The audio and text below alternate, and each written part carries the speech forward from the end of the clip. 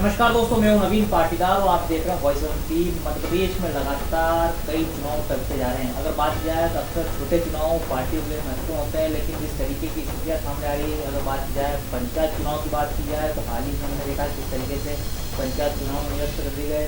वहीं दूसरी तरफ बात की जाए तो मंडी की स्थितियाँ खराब है, सरकारी सोसाइटियों की स्थितियाँ खराब है। ऐसे में लगातार जिस तरीके से चुनाव को लेकर जो मांगे बढ़ती जा रही है, वहीं अगर नहीं चुनाव होने के चलते जो है परेशानियाँ भी सामने आ रही है। क्योंकि अगर मंडी की बात की जाए तो यहाँ पर लंबे समय से मंडी के चुनाव नहीं हुए, जहाँ पर किसान परेशान हो रहे हैं, किसानों के साथ लूट मची हुई, इसका और कोई ध्यान देने को तैयार नहीं है। पंचायत की बात की जाए तो पंचायत चुनाव होने से पहले ही पंचायत चुनाव पिछले 1.5-2 महीने जो है लगातार जिस तरीके प्रक्रिया चल रही थी पंचायत चुनाव हो रहे हैं, लेकिन अब जो पंचायत चुनाव भी चल चुके हैं, अब कब होंगे इसका कोई नहीं जानता।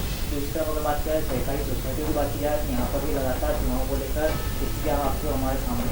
ऐसे में बात करने के लिए हमारे साथ मौजूद है भारतीय जनता पार्टी के मंदसौर के युवा नेता अंशुल जी बैरागी। उनसे बात करेंगे कि भारतीय जनता पार्टी के नेता भी है और पिछले दिन जिस तरीके से उनका वीडियो वायरल हुआ था, जो सरपंच थे भी इनके साथ मौजूद थे और उन्होंने कहा था कि हमारा अधिकार वापस दिया जाएगा। अंशुल जी, वॉइस में आपका स्वागत है। धन्यवाद। मध्य प्रदेश में आपकी सरकार है, लगातार छोटे चुनाव टलते जा रहे हैं और चुनाव के पीछे मंशा आखिर क्या सरकार की? सर्वप्रथम तो मैं आपको धन्यवाद दूंगा नवीन जी कि आपने इस गंभीर विषय को मुद्दे को उठाया है और ये मुद्दा आगे चलकर मध्य देश के लिए बहुत उपयोगी साबित होगा। और रही बात चुनाव की दृष्टिकोण रखते हुए, तो निश्चित रूप से इसमें केवल भारतीय जनता पार्टी का कोई दोष नहीं है। 2018 में कांग्रेस की सरकार आई, कांग्रेस को पर्याप्त समय मिला बिना कोविड के।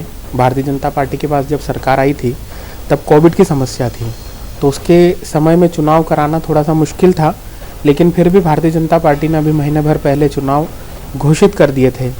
फिर कुछ लोगों ने कोर्ट में जाकर आरक्षण के मुद्दे अन्य विषयों को लेकर जो है उन चुनाव को रुकवाया। लेकिन ये आपकी बात सत्य है कि स्थानीय निकाय के चुनाव नहीं होने से जनता परेशान है, ये स्वीकार योग्य बात है। 2012 में सहकारिता के चुनाव हुए थे जिनका कार्यकाल 2017 में ख़त्म हुआ। वैसे ही मंडी के चुनाव 2012-13 में हुए थे जिनका कार्यकाल 2017-18 में ख़त्म हुआ। उसके बाद जिला पंचायत के चुनाव हुए जो 2015 में हुए थे, जिनका कार्यकाल 2019-20 में ख़त्म हो चुका था। लेकिन उन सब लोगों को कार्यकाल जो है अपना 7 साल का जिला पंचायत के लोगों को वापस उन्होंने अधिकार दे दिए, लेकिन बाकी कहीं अधिकार हस्तांतरित नहीं हुए। इसके कारण मंडियों में सचिवों का शासन हो गया, नगर पालिकाओं में सीएमओ का शासन हो गया, जिला पंचायत में तो सीओ का शासन है ही सही क्योंकि उनको अधिकार डाइवर्ट नहीं कर रखे हैं। फिर रही बात स्थानीय निकायों की, तो निश्चित रूप से मध्य देश पिछड़ रहा है और आपकी बात सत्य है, चुनाव होना चाहिए। अंशुल जी, अगर बात की जाए जिस तरह से आपने कहा कि हमारी सरकार ने चुनाव कराने की 5 राज्यों में बड़े चुनाव हो रहे हैं, क्या बड़े चुनाव हो सकते हैं, छोटे चुनाव नहीं हो सकते? सरकार इस ओर भी तो ध्यान दे सकती है। निश्चित रूप से सरकार को ध्यान देना ही चाहिए। इसमें दोनों ही राजनीतिक दलों का दोष है, केवल एक ही राजनीतिक दल का दोष नहीं है। जब इनको अपने उपचुनाव कराने होते हैं तो सारे उपचुनाव उपस्थित हो जाते हैं, लेकिन यदि बात आती है कि स्थानीय निकाय की और स्थानीय जनप्रतिनिधियों को मोबिलाइज करने की, तो वहाँ पर दोनों ही राजनीतिक दल, चाहे पक्ष हो या विपक्ष हो, अपने अपने मुद्दे, अपने अपनी बात कहकर उस विषय को टाल देते हैं। और ये निश्चित रूप से मध्य देश के लिए आने वाले समय में बड़ी घातक साबित होने वाला विषय है। एक्चुअली अगर बात की जाए तो छोटे चुनाव अक्सर जो है पार्टी के लिए भी महत्वपूर्ण होते हैं, लेकिन हम स्थितियाँ जिस तरह की हमारे सामने आ रही है, अगर मंडी की बात की जाए तो मंडी में किसान के साथ लूट मची हुई वहाँ पर कोई नहीं है। एक मंडी का छोटा किसान अगर फ़ोन लगाया किसे फ़ोन लगाए, वहीं अगर इस तरह की स्थिति बात की जाए तो नगरीय निकाय की बात की जाए तो पार्षद को फ़ोन करते हैं, तो पार्षद फिर दूसरे विधायक को फ़ोन करता है, उसके लिए सीएम के जरिए काम होते हैं। क्या मानते हैं आपकी कितनी बड़ी स्थिति और कितना बड़ा भ्रष्टाचार भी फैल रहा है? इस ओर निश्चित रूप से मध्य प्रदेश सरकार को, भारतीय जनता पार्टी को और कुछ हद तक विपक्ष को भी इस विषय को ध्यान में, संज्ञान में लाना चाहिए। आप चूंकि हम लोग सरकार में हैं तो हर व्यक्ति ये बोलता है सरकार चुनाव नहीं करा रही। चुनाव कराने का काम निर्वाचन आयोग का है। ठीक है, हमारी सरकार है, भारतीय जनता पार्टी सरकार में बैठी है। क्या आपने विधानसभा के किसी भी सत्र में कांग्रेस के किसी विधायक को ये प्रश्न उठाते हुए देखा है क्या कि मंडी चुनाव नहीं हुए तो मंडी चुनाव कराना चाहिए, सहकारिता के चुनाव नहीं हुए, सहकारिता के चुनाव कराना चाहिए, नगर पालिका नगर निगमों के चुनाव नहीं है तो चुनाव कराना चाहिए, या पंचायतों के चुनाव में व्यवस्थाओं को जो है इस तरह से स्थापित ना करते हुए अपनी व्यवस्थाओं को बनाते हुए चुनाव कराना चाहिए। तो कहीं ना कहीं दोष कमजोर विपक्ष का भी है। विवेक तनखा तो कोर्ट भी गए थे चुनाव विवेक तनखा कोर्ट नहीं गए थे चुनाव कराने के लिए, यही तो भ्रांति है। विवेक तनखा वहां गए थे 2019 का आरक्षण लागू कराने। मध्य प्रदेश सरकार ने तो उन सारी परिस्थितियों के बीच में 2019 में के जो चीज को निरस्त करके और 2014 के आरक्षण को लागू करते हुए चुनाव घोषित कर दिए, फॉर्म भरवा दिए, लोगों को चुनाव के लिए तैयार करा दिया, कार्यकर्ताओं के खर्चे तक हो गए। और उस चुनाव को अगर निरस्त कराने और रोकने का काम यदि किसी ने किया है, लोकतंत्र की हत्या करने का, तो कांग्रेस ने किया है। कांग्रेस ने वहां पर सारे चुनाव को रोककर, वरना आज दिनांक तक हम दूसरे तीसरे चरण के चुनाव करा चुके होते और कुछ दिनों बाद हमें पंचायत स्तर पर जो है हमारे नए जनप्रतिनिधि, मौजूदा जनप्रतिनिधि की जगह नए जनप्रतिनिधि मिल जाते। तो ये कांग्रेस का अपने आप में एक षड्यंत्र है। अंशुल जी, अगर बात की जाए तो क्या नगरीय निकाय चुनाव की बात की जाए, पंचायत चुनाव की बात की जाए या फिर मंडी चुनाव की बात की जाए, तो क्या मानते हैं कि आखिर इसके पीछे कारण क्या कांग्रेस मानते हैं, आपके कांग्रेस की वजह से चुनाव नहीं हो, विपक्ष का? ये एक राजनीतिक षड्यंत्र और एक राजनीतिक प्रयोग हो रहा है मध्य प्रदेश के अंदर, चाहे वो किसी भी तरह का प्रयोग हो। जो वर्तमान में जनप्रतिनिधि बैठे हुए हैं, जिन जनप्रतिनिधियों को उससे लाभ लेना है, यदि आज की स्थिति में अगर सीएमओ से काम कराना है आपको नगर निगम नीमच में, तो किसके माध्यम से काम कराओगे?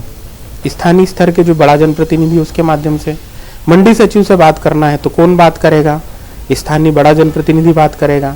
सहकारिता में बात करना है तो सहकारिता में भी बड़े जनप्रतिनिधियों के माध्यम से बात होगी।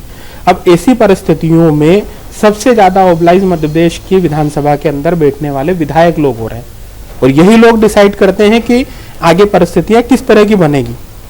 तो प्रत्यक्ष अप्रत्यक्ष रूप से सत्ता का केंद्रीकरण हो रहा है जो किसी एक व्यक्ति के पाले में है। तो आने वाले समय में जो ये प्रयोग है, ये प्रयोग मध्य प्रदेश के लिए बड़ा घातक प्रयोग है, और आने वाले समय में इसके बहुत विकट परिणाम सबको देखने को मिलेंगे। क्योंकि यदि मंडी चुनाव आज हम अगर बात करें 2012-13 में हुए तो लगभग 9 साल होने आए। सहकारिता के चुनाव की बात करें तो 8-9 साल हो गए। जिला पंचायत की बात करें तो 7.5 साल लगभग होने आए हैं। लोगों को 7.5 साल की 7.5 ही लगती है, और जिला पंचायत और त्रिस्तरीय पंचायत चुनाव में 7.5 साल की शनि की 7.5 इनको भी लग गई। अब ये परिस्थितियां अगर रही तो जो नए जनप्रतिनिधि उत्पन्न होकर आना थे, जो आगे चलकर विधायक, सांसद, मंत्रियों की मांग करेंगे, आज हम देखें अगर स्थानीय स्तर पर तो जो विधायक बनते हैं, वो विधायक बनने वाली जो प्राथमिक शालाएं हैं वो त्रिस्तरीय पंचायत चुनाव है, मंडी चुनाव है, सहकारिता चुनाव है। इन चुनाव के माध्यम से ही विधायक बन के आते हैं। उदाहरण के रूप में देखें तो माधव मारू जी ने अपना एक लंबा कार्यकाल जो है जिला पंचायत से निकाला। विजू बन्ना ने अपना लंबा कार्यकाल जो है मंडी में निकाला। हरदीप सिंह डंग जो हैं वो इसी क्षेत्र से आए हैं, जिला पंचायत सदस्य रहे हैं और आज मंत्री हैं। माननीय यशपाल सिसोदिया जी जो हमारे मंदसौर के विधायक हैं, वो नगर पालिका परिषद के पार्षद रहे, सभापति रहे, माननीय अध्यक्ष रहे, और उन्हीं रास्तों से निकलकर जो है वो आज यहाँ पर इन क्षेत्र में आए। माननीय पटवा जी जिला सहकारी बैंक के अध्यक्ष रहे और मध्य प्रदेश का नेतृत्व किया। तो जो स्थानीय निकाय का चुनाव है, ये स्थानीय निकाय चुनाव नेतृत्व क्षमता और नेतृत्व करने वाले लोगों को उत्पन्न करने वाली संस्था है। उन संस्थाओं का हास होना प्रजातंत्र का हास होने जैसा है। अंशुल जी, क्या बात मानी जाए कि जिस तरह की बात आप कह रहे थे कि इसमें जो कुछ नेता है, कुछ विधायक जो है फोन लगाते, जिस तरह दबे जुबान आपने बात कही, तो क्या माना जाए मध्य प्रदेश में विधायक नहीं चाहते हैं कि ये तमाम चुनाव विधायकों का काम होता है मध्य प्रदेश की विधानसभा में अंदर बैठकर नियमों का निर्माण कराना। मध्य प्रदेश में अगर कोई चीज ठीक नहीं हो रही तो उन विषयों को ठीक कराना। आप खुद आप तय करिए ना, अगर आप आपके क्षेत्रीय विधायक हैं, आप लोग क्यों नहीं चाहते हैं कि मध्य प्रदेश में चुनाव हो? तो पूछना चाहूंगा 230 विधायक मध्य प्रदेश के जो हैं वो लोग तय करें कि क्यों आप नए नेतृत्व को भरना देना नहीं चाह रहे। माननीय प्रदेश अध्यक्ष जी विष्णु दत्त जी शर्मा बहुत बढ़िया व्यवस्थित प्लानिंग के साथ मध्य प्रदेश में आए। उनने अंत्योदय समितियों का गठन किया। स्थानीय स्तर पर उनने नगर पालिका, नगर निगम सब जगह अंत्योदय समितियां बनाई। क्या उन अंत्योदय समितियों के सदस्यों को चार्ज नहीं दिया जा सकता था? नगर पालिकाओं में, नगर निगम में, पंचायतों में, क्या मंडी स्तर पर भी ऐसी समितियां बनाकर उनको चार्ज नहीं दिया जा सकता? क्या सहकारी समितियों में भी उस जैसे कार्यकर्ताओं को या लोगों को जो उसके योग्य हैं उनको स्थापित नहीं किया जा सकता है?